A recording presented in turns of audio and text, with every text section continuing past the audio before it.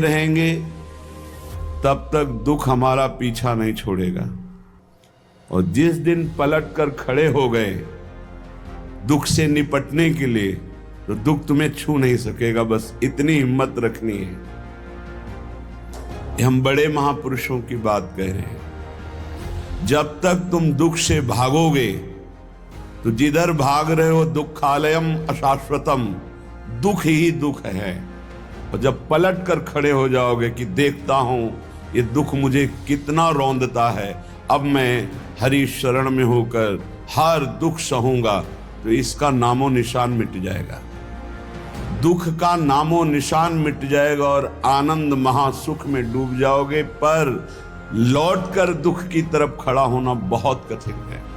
दुख से पिंड छुटाकर भागने के लिए सब भाग रहे हैं, लेकिन दुख की ही तरफ भाग रहे हैं। दुखालयम अशाश्वतम, ये दुर्लभ बात है।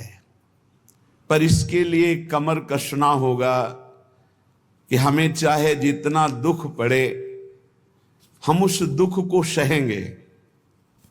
संसार की तरफ जाने वाले को दुख ही दुख है, पर प्रभु की तरफ चलने वाले को थोड़ा दुख है। जैसे ऑपरेशन में कष्ट ही कष्ट है, पर इंजेक्शन शून्य का लगाकर बेहोशी का लगा के थोड़ा बस कष्ट है, फिर आप भूल जाएंगे। ऐसे ही थोड़ा जब तक तुम्हें होश है देह का, तब तक ये कष्ट है। जहां आपके अंदर प्रेम का इंजेक्शन लगा, फिर हर कष्ट सुखप्रद दिखाई देता है। धन्य है महापुरुषों का जीवन। जब उनके चरित्रों को पढ़ो तो हृदय विदीर्ण होता है कि कैसा समर्पण। श्री तुकाराम जी के महाराज के कितना भारी कष्ट सहते हुए वो कितनी उच्च कोटि की दशा को प्राप्त हुए। हम इसीलिए कहते हैं कि कष्ट के बचने के लिए बचाव पक्ष में होकर जब आप संसार की तरफ भागोगे तो दुख तुम्हें छोड़ेगा नहीं, रौंद देगा। और जब तुम मुड़कर खड़े हो जाओ, आओ तुम्हें जितना देना है देख लो, कितना दुख दोगे, वो अपने आप दुख सुख के रूप में बदल जाएगा। ये लिख लो दिमाग में, डरना नहीं है। श्री तुकाराम जी से किसी ने पूछा, वैसे आत्मचरित्र वर्णन करना महापुरुषों के लिए बड़ा कठिन होता है। अपनी प्रशंसा या अपने चरित्र पर जब उनके जन पूछते हैं तो करुणा करके वो बताने लगते हैं। तुकाराम महाराज जब हरि कीर्तन में अद्भुत अवस्था को प्राप्त होते तो ये देखकर भक्त जनों के हृदय में कि महाराज आपको ऐसी अवस्था कैसे प्राप्त हुई, तो सुनो हमारे ऊपर पांडुरंगा की कृपा हुई। पहली, मेरा जन्म आप लिख रहे हैं चतुर्वर्ण में हुआ। मुझे व्यवसाय मिला व्यापार का, लेकिन पांडुरंगा जब अपने में लगाना चाहता है तो व्यापार सफल कैसे हो सकता है? असफल हो गया व्यापार। सारी संपत्ति हमारी जाती रही, घाटा ही घाटा व्यापार में। हमारे कुल से विट्ठल भगवान की उपासना होती रही। कुल में परंपरा चली आ रही थी कि हमारे कुलदेव पांडुरंगा विट्ठल भगवान। ध्यान से सुनना, चतुर्वर्ण में हमारा जन्म हुआ, व्यापार किया गया, व्यापार में घाटा ही घाटा। ऐसी परिस्थिति आई, माता पिता का स्वर्गवास हो गया, बहुत दुख मिला। न खाने को, न व्यापार चला, माता पिता ऊपर से पधार गए, अकाल पड़ गया। जो घर में बचा हुआ अन्न था कुछ दिनों में खत्म हो गया, बाहर से आने का कोई गुंजाइश ही नहीं रह गई, सब स्वाहा। जो हम पिता माता की बनाई हुई प्रतिष्ठा थी वो भी धूल धूसरित हो गई। यहां तक कि मेरे परिवार को अन्न के लिए तड़प तड़प कर प्राण त्यागना पड़ा। खुद आपने लिखा, हर तरह से चारों तरफ मुझे अंधेरा ही अंधेरा, कष्ट ही कष्ट। आपको स्थिति कैसे प्राप्त हुई, आप वर्णन। मुझे अपने ऊपर लज्जा आने लगी कि ना पत्नी को अन्न दे सका, ना परिवार को पाल सका। क्या जीवन मेरा, बड़ा हृदय में दाह हुआ, सब कुछ नष्ट भ्रष्ट हो गया। ये जिस पर मैं कृपा करता हूं, ये लीला। ऐसी हालत में अब कुछ नहीं बचा, तो विट्ठल भगवान का मंदिर जो टूटा हुआ पड़ा था, उसमें जो सेवा हो रही थी, उसमें लग गया जाकर के, जीर्णोद्धार। उसमें रात दिन खूब शरीर को मेहनत करके, परिश्रम करके सेवा करता, और कुछ वहां से नहीं लेता, बस सेवा ही सेवा, खाने को भी नहीं। मन में उमंग आई, पहली बार की एकादशी व्रत रहूंगा। प्रारंभ की बात बता रहे हैं, जहां से स्थिति भगवदाकार बनती है। देखो, जिस पर विशुद्ध कृपा होती है, ये प्रतिकूलताएं शुरू हो जाती हैं। कोई भी भक्ति मार्ग का उपासक घबराए नहीं, हिम्मत रखे। ये प्रतिकूलताएं अनंत जन्मों की बिगड़ी को सुधारने के लिए हैं, क्योंकि एक ही रास्ता बचता है प्रभु का। प्रतिकूलता ना मिले तो चढ़ाई नहीं चढ़ सकते अध्यात्म की। मन में आया कि बाद से एकादशी रहा करूंगा। अब एकादशी तो है ही, क्योंकि कुछ घर में है ही नहीं, तो एकादशी व्रत रहने का। भजन में मन नहीं रमता था, क्योंकि अभ्यास ही नहीं था। देख लीजिए, इतने बड़े महापुरुष जो सदेह विमान में बैठकर भगवत धाम गए। आप लोग चिंता मत करें, आप लोग जो कहते हैं मेरा मन भजन में नहीं लगता, तो कुछ तो लगता है। श्री तुकाराम जी लिख रहे हैं, आरंभ में बिल्कुल मेरा भजन में मन नहीं लगता था, पर संतों के चरित्र पढ़ने में मन लगता। संतों के चरित्र पढ़ता और उनके वचनों को बार बार याद करता कि उन्होंने क्या कहा है। उनके वचनों से मुझे बोध होने लगा। संत वचनों पर विश्वास, संत वचनों का महत्व और उनके वचनों का बार बार मनन बहुत सुंदर साधन है। बिल्कुल उत्तम अवस्था प्राप्त करने के लिए ऐसे ही साधक को कर। संत चरित्र, भक्त चरित्र पढ़ने में बड़ा मन लगता है। उनके वचनों पर बड़ी निष्ठा, बड़ा भाव, उन्हीं के वचनों का बार बार मनन। अब मन लगने लगा कि जहां हरि कीर्तन होता है वहां पीछे जाके खड़े हो जाएं। महाराष्ट्र में प्रायः खड़े होकर कीर्तन करने की प्रथा है। आगे महापुरुष गा रहे हैं, पीछे सब मंजीरा लिए हुए, मृदंग लिए हुए खड़े गान करते हैं। तो मैं भी कीर्तनकारों के पीछे खड़ा हो जाता, और जैसे वो कीर्तन का भाव प्रकट करते वैसे ही कीर्तन गाने की चेष्टा करता। भक्तों के चरित्र पढ़ना, संतों की बातें मनन करना और कीर्तन में उपस्थित होने से मेरा मन शुद्ध होने लगा। अब तो कीर्तन में मेरा मन बहुत लगने लगा। कीर्तन भजन करने वालों को जहां देखता तो साष्टांग दंडवत हो जाता और गिरकर उनके चरणों में प्रार्थना करता कि थोड़ा चरणामृत उतार लेने दो। तो वो मुझे चरणामृत उतारने का अवसर देते, और जब मैं चरणामृत पीता तो मुझे अपार आनंद आने लगा। अब तो मेरी लज्जा चली गई। जहां संत को देखता, भक्त को देखता, कीर्तनकार को देखता, चरणों में लौट जाता और उनसे प्रार्थना करता कि आप हमको चरणामृत दे दें। वो हमारी दैन्यता देखकर चरणामृत दे देते। अब हमारे मन में आया कि शरीर को भारी कष्ट देकर भजन करो। ये निष्ठा, ये निष्ठा। शरीर आराम सुख की व्यवस्था चाहने वाला भजन में रुचि नहीं प्रकट कर पाता। ये ध्यान रखना। चाहे जितना शरीर में कष्ट हो, पर जैसे एक गरीब आदमी धन कमाने के लिए प्रयासरत रहता है, ऐसे भजनानंदी भजन के लिए प्रयासरत रहता है। रात्रि विषयी पुरुषों के लिए सोने के लिए अच्छी लगती है, भजनानंदियों के लिए रात्रि भजन के लिए होती है। थोड़ा विश्राम किया, जग के बैठ गए। बैठने की सामर्थ्य नहीं, फिर करवट ली हुई, लेटे हुए, आंख खोले हुए, मंत्राकार वृत्ति। समय हुआ शौच स्नान, अपनी दिनचर्या। नींद नींद कहां, दिनचर्या। नींद कहां?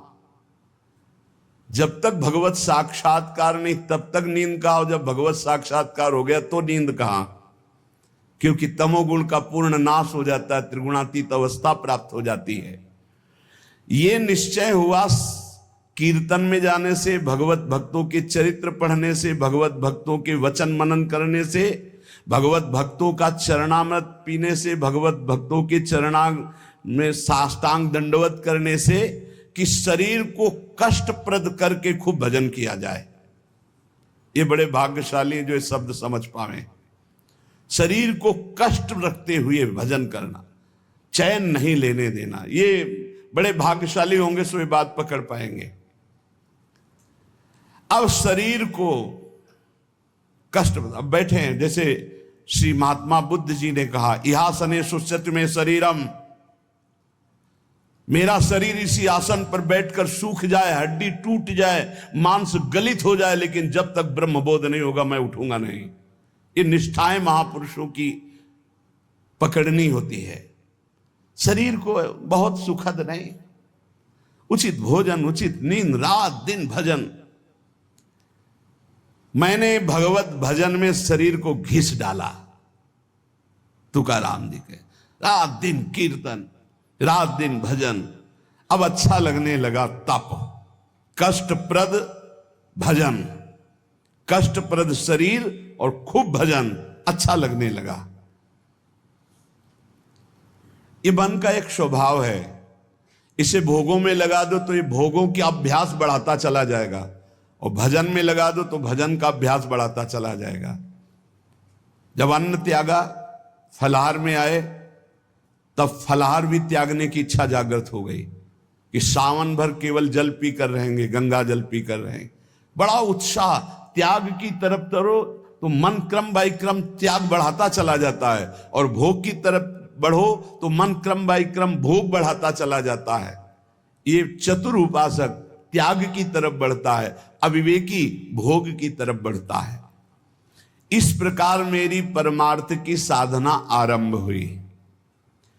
कथा सुनना, कीर्तन में सम्मिलित होना, और संतों से प्यार करना। संतों को देखते ही एकदम लौट जाना, ऐसा लगना कि हो भाग्य।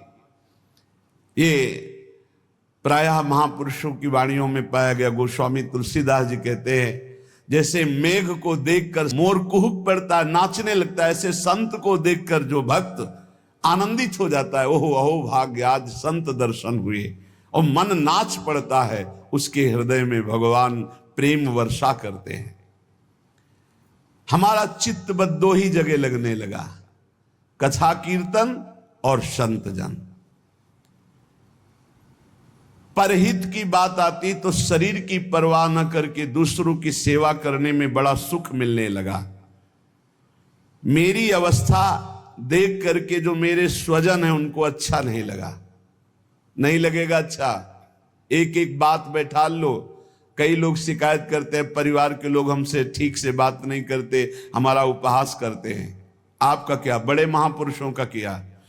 परिवार के स्वजनों को ये अच्छा नहीं लगता, हमारा भजन, हमारा संत प्रेम, हमारा परोपकार, उनको देखी ये नहीं गई। भाई बंद, स्त्री, ये सब हमारा जो ये भाव है इसके विरुद्ध करने लगे। ग्रह प्रपंच में आसक्त जन मेरे भाव का विरोध करने लगे, मुझे निषेध करने लगे। संत दर्शन, संत सेवा, कीर्तन, भगवत कथा, ये स्वयं उनके वचन हैं। मैंने अपने हृदय में निश्चय कर लिया था, कठोर हृदय बना लिया था, हर दुख सहूंगा पर अब पांडुरंगा को नहीं छोड़ूंगा, अब विट्ठल को नहीं छोड़ सकता। किसी की कोई भी परवाह ना करके, घर परिवार के लोग इतना प्रपंच किए, मैं किसी की बात नहीं सुनता।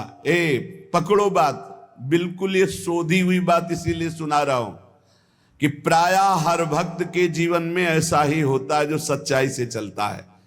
घर प्रपंच की बातें मेरे को बहुत सुनाई गई, बड़ा विरोध किया गया, पर मैंने निश्चय कर लिया, हृदय कठोर बना लिया, इस जन्म में अब भगवान को नहीं छोड़ूंगा। फिर मेरे मन में आया कि जड़ मूल से इस प्रपंच को उखाड़ फेंकूंगा। अब तो जब हमारे परिवार के जन हमारा विरोध करते तो मैं ना देखता ना उनकी बात सुनता और जोर जोर से कीर्तन करता। करो विरोध, कितना करोगे। राम कृष्ण हरि जय, राम कृष्ण हरि जय, विठ्ठल जय विठ्ठल। अब वो निंदा करें, वो उपहास करें, वो भगवत कीर्तन कर रहे, जड़ से उखाड़ फेंकूंगा इस प्रपंच को। स्वजन अपनी ओर खींचते और विठ्ठल अपनी ओर खींचते, यही चलता है साधक के। एक तरफ भगवान का आकर्षण, एक तरफ माया का आकर्षण।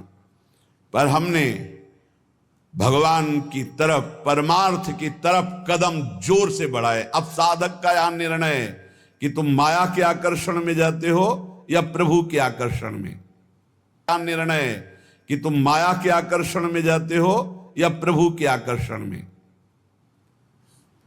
लोग बार बार हमसे कहते कि तुम प्रवृत्ति मार्ग में हो, गृहस्थ धर्म में हो, तुम्हें ऐसा नहीं करना चाहिए। मैंने किसी की नहीं सुनी। अब इस जन्म में मुझे भगवत प्राप्ति करनी है, तुम्हारे किसी के उपदेश हमारे दृढ़ निश्चय को नहीं बदल सकते। इतनी खींचातानी जीवन में उपस्थित हो गई कि सत्य की पहचान के लिए मुझे मन को समझाना पड़ा कि तू मेरा साथ दे दे। अब जगत में तो कोई साथ नहीं दे रहा। अय मन, तू मेरा साथ दे दे, तू मेरा साथी बन जा और सत्य स्वरूप भगवान श्री हरि के पथ का अनुसरण कर, तू कृतकृत्य हो जाएगा। तुकाराम जी महाराज कह रहे, कोई साथ नहीं दे रहा, अय मन तू तो मेरा साथ दे दे, मेरा साक्षी बन जा और भगवान सत्य स्वरूप हैं, उनके मार्ग का अनुसरण कर। इस असत्य संबंध, पति पुत्र परिवार, ये मिथ्या नश्वर प्रपंच भोग, तिलांजलि दे दे मन, तू मेरा साथी बन जा। मैंने बहुत लोगों के मतों को नहीं माना। मेरे हृदय में नित्य और अनित्य का विवेक जागृत हो चुका था, इसलिए मैंने सत्य को पकड़ा। केवल भगवान का मार्ग ही सत्य है, न ये संबंध सत्य है, न ये संसार सत्य है। इस प्रकार जब मैंने श्री हरि चरण प्राप्ति के लिए दृढ़ निश्चय कर लिया, तो उसी समय भगवान मेरे सदगुरु के रूप में पधारे। श्री बाबा चैतन्य ने मेरे हृदय देश में प्रकाशित होकर के श्री राम कृष्ण हरि इसका उपदेश किया। वही कीर्तन करते थे, पर वही गुरुदेव आकर हृदय में उपदेश किए, जिसे कहते हैं स्वप्नादेश। उपदेश किया कि अब तुम श्री राम कृष्ण हरि ही कहो। मैंने अब दृढ़ विश्वास कर लिया कि जो जप रहा था वो गुरुदेव ने दे दिया, अब तो किसी भी तरह मैं इसे नहीं छोड़ सकता। विश्वास चित्त में धार लिया कि मेरा भोजन भी राम कृष्ण हरि, मेरी प्यास भी राम कृष्ण हरि, मेरे प्राण भी राम कृष्ण हरि, मेरा सर्वस्व राम कृष्ण हरि।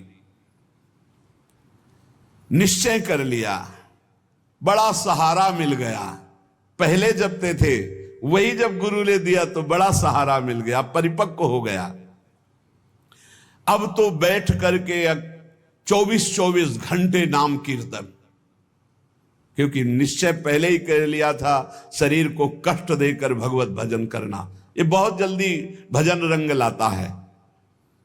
जब चित्त लवलीन होने लगा तो मेरे हृदय में कविता की स्फूर्ति होने लगी। श्री हरि के लीला गुण प्रकाशित होने लगे, उनको कविता रूप में लिखने की स्फूर्ति हुई।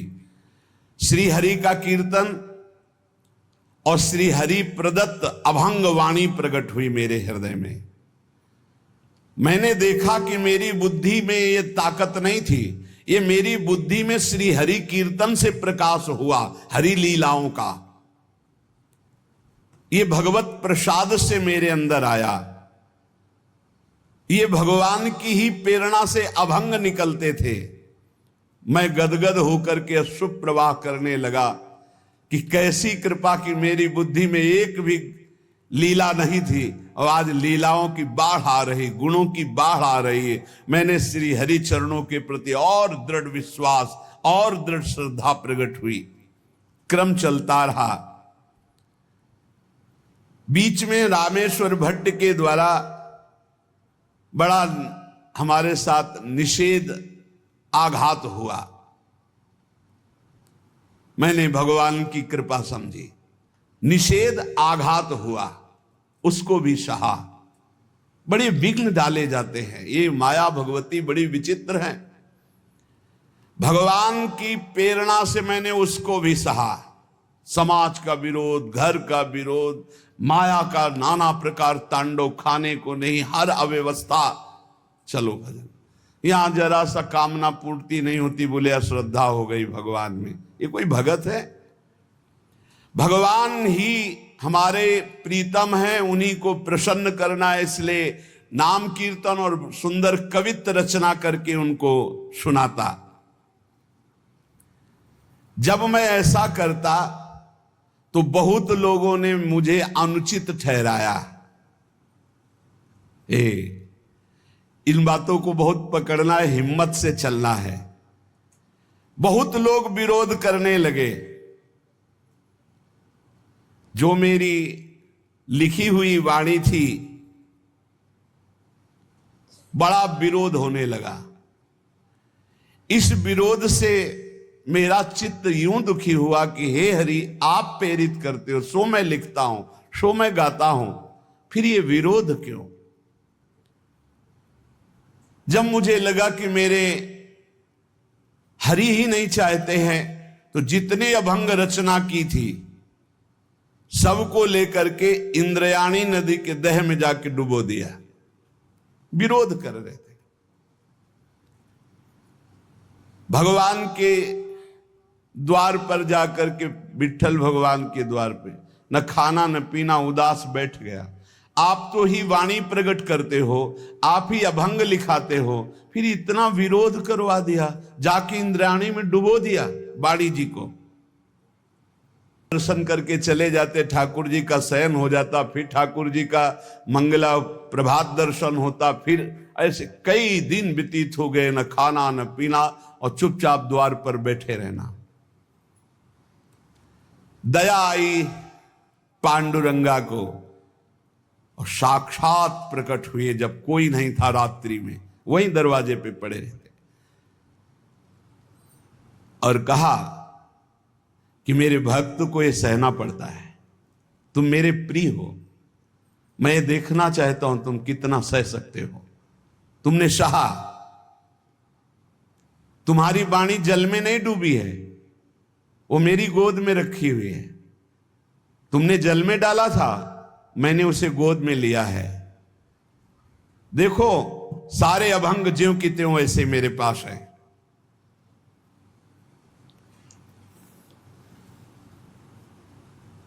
अभंग ज्यों के त्यों, जैसे श्री भगवत रसिक जी की वाणी यमुना जी में, तो यमुना जी ज्यों का त्यों, एक अक्षर भी गीला नहीं हुआ था, ज्यों का त्यों ले। ऐसे भगवान ने कहा, जो तुमने इंद्राणी में डुबो दिया ना अपनी वाणी, कि सब विरोध करते, मैंने अपनी गोद में लिया है। ये रहस्य रघुनाथ कर बेग न जाने कोई। सहना पड़ेगा इतने बड़े महापुरुष को भी। कितने कष्टों से ही भरा जीवन। तुकाराम जी, भगवान का सगुण साक्षात्कार करके, भगवान से बात हुई, भगवान ने दर्शन दिया।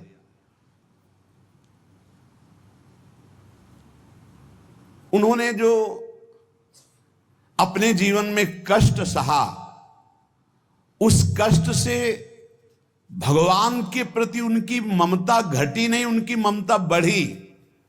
भक्त वही है कि जितना उन कष्ट मिले, जितनी विपरीतता आवे, उतना भगवान के प्रति प्रियता बढ़नी चाहिए। ये जगत का जो नाटक का स्वांग रचा है उस परमात्मा ने रचा है। तुम भी उसी स्वांग के एक हिस्से हो, बस स्वांग मात्र करो, सच्चाई से नहीं। तुम न किसी के सच्चे पति हो, न किसी के पुत्र हो, न किसी के पिता हो, न किसी की पत्नी हो। तुम भगवत स्वरूप हो, स्वांग मिला है, स्वांग करो। और सच्चाई है कि मैं ईश्वर के नाम रूप लीला धाम में निरंतर चित्त को जोड़े। ये सच्चा नहीं है, झूठा है। ना तुम कुछ दिन के जो बने हुए पति हो, ना शाश्वत पति नहीं हो। तुम पहले नहीं थे, बाद में भी नहीं रहोगे, बीच में कुछ दिन के हो, लेकिन शाश्वत है सच्चिदानंद प्रभु। श्री तुकाराम जी कह रहे, नटनाट्य अवधे संपादिले सोंग। ये स्वांग है, ये नट का नाट्य है, बिल्कुल नाटक जैसा करो। सत्य है भगवत नाम, भगवत रूप, भगवत लीला। क्या कोई अंगारों की सेज पर सुख की नींद सो सकता है? तो उत्तर आएगा नहीं। तो क्या खटमल की चारपाई पर सुख की नींद सो सकता है? तो बोले नहीं। तो बोले ऐसे ही भोग वासना, नाना प्रकार की गंदी वासना, ये क्या तुम्हें सुख चैन से सोने देंगी? अनंत जन्मों से जलते हुए चले आ रहे हो, आगे भी जलना पड़ेगा। नहीं, आगे बढ़ो, संसार के मार्ग में नहीं, भगवत मार्ग में, तभी सुख से विश्राम कर। गोस्वामी तुलसीदास जी कह रहे हैं, जाकी कृपा लवलेस ते मति मंद तुलसी दास हूं, पायो परम विश्राम, राम समान प्रभु नाही कहूं। पायो परम विश्राम, आप चैन की नींद। काहू के बल भजन को काहू के आचार, व्यास भरोसे कुंवर के सोवत पाव पसार। चैन की नींद, ये अंगारों की सेज पर पड़ना है, जो भोगों में, जो नाना प्रकार की वासनाओं, मानो खटमल की चारपाई पर। कहां चिंता शोक भय से युक्त कहीं नींद आती है? जब तक देह भाव है प्यारे कि मैं स्त्री हूं, मैं पुरुष हूं, तब तक बंधन को प्राप्त हो। भाव ही देह भाव को नष्ट करेगा, भगवत भाव कर्म बंधनों को नष्ट करेगा। दही मत कर जब उससे मक्खन निकाल लिया जाता है, तो मक्खन छाछ में डालने से ऊपर ही रहता है, कभी डूबता नहीं है। जब तक मथा नहीं गया था तो एक में ही एकम एक था, और जब मथ कर दही को मक्खन निकाल लिया गया तो फिर उसे छाछ में छोड़ दो, फिर नहीं मिल सकता। ऐसे ही खूब नाम जप करके पहले जीवत तो नष्ट कर दो, फिर संसार में रहोगे तो ऐसे रहोगे जैसे छाछ के ऊपर मक्खन रहता है, कभी मिल नहीं सकता। तुकाराम जी कहते हैं, दही से पहले मथ करके मक्खन अलग कर लो, फिर मिलाना भी चाहोगे तो चाहे जितना प्रयास करो मिलेगा ही नहीं। ऐसे ही एक बार तुम देह भाव से अलग हो, नाम जप करके ऐसा ज्ञान प्राप्त करो, फिर संसार में तुम्हें कोई नहीं बांध सकता। जानता है भूखा भूखे की हालत जानता है, ऐसे ही भगवत मार्ग का पथिक, केवल भगवत मार्ग के पथिक ही भगवत मार्ग के पथिक को जानते हैं, दूसरे नहीं जान सकते। दूसरों को तो आश्चर्य लगता है, ऐसा कैसे हो सकता है कि घर में खाने को नहीं, हर कष्ट, हर, और वो खूब नाच नाच करके नाम कीर्तन कर रहे हैं। ऐसा कैसे हो सकता है कि घर में इकलौते पुत्र का 100 पड़ा हुआ है और वो नाम कीर्तन कर रहे हैं? ऐसा कैसे हो सकता है कि क्षण क्षण पर कष्ट दिया जा रहा है और वो हरि हरि हरि मेरा हरि मेरा हरि? ऐसा कैसे हो सकता है प्रहलाद जी? ऐसा कैसे हो सकता है? 22 बाजारों में मार कोड़े खाल खींच ली गई, फिर भी ना तो भक्ति में फर्क पड़ा ना भक्त में फर्क पड़ा। वैसे ही भक्ति, वैसे ही मुख प्रसन्न। कैसा कैसे हो सकता है? ये बात जैसे प्यासे को प्यासा जानता है, भूखे को भूखा जानता है, ऐसे ही भगवान के भक्त को सिर्फ भगवान का भक्त जानता है। ये विषयी सांसारिक प्रापंचिक लोग उसे नहीं जान सकते। तुकाराम जी कहते हैं, माया योग से जीव दुर्दशा को प्राप्त हो रहा है और भक्ति योग से महासुख को भोगेगा। इसलिए माया योग से हटो और भक्ति योग को प्राप्त करो। अनित्यम सुखम लोको मिमम प्राप्य भजस्व माम। ये संसार के नाशवान सुख भोगों से मन को हटाओ, लोक के भोग तुम्हें दुर्गति को प्राप्त करा देंगे।